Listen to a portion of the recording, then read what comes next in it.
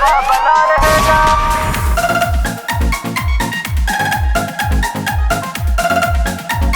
दबदबा बना रहेगा।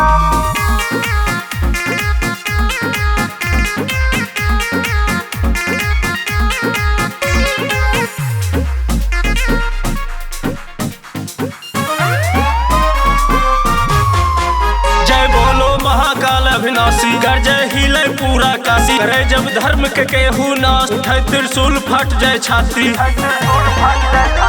हर दुश्मन के सीने पे त्रिशूल तना रहेगा। हम महाकाल के चेले हैं, दबदबा बना रहेगा। हम महाकाल के चेले हैं, दबदबा बना रहेगा।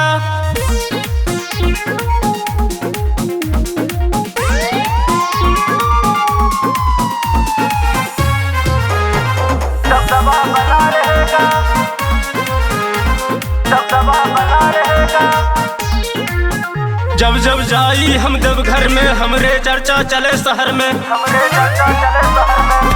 चर्चा चले शहर में। जब जब जाई हम देवघर में, हमरे चर्चा चले शहर में। कतनो आवे आंधी पानी, बाबा बम बम करी डगर में। हम करी डगर में। साथ कमरिया भीड़ है, बाबा के हम वीर हैं। पूरे सावन भर देवघर में उत्सव मना रहेगा। उत्सव बना रहेगा। हम महाकाल के चेले हैं, दबदबा बना रहेगा। दबदबा बना रहेगा। हम महाकाल के चेले हैं, दबदबा बना रहेगा।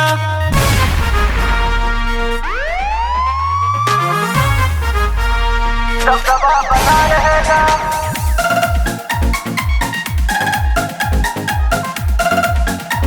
दबदबा बना रहेगा।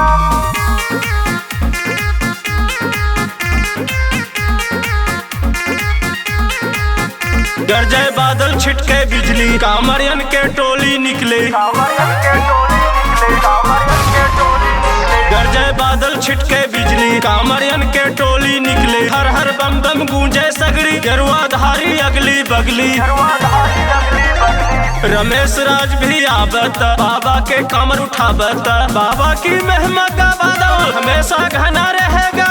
ऐसा घना रहेगा। हम महाकाल के चेले हैं, दबदबा बना रहेगा। दबदबा बना रहेगा। हम महाकाल के चेले हैं, दबदबा बना रहेगा।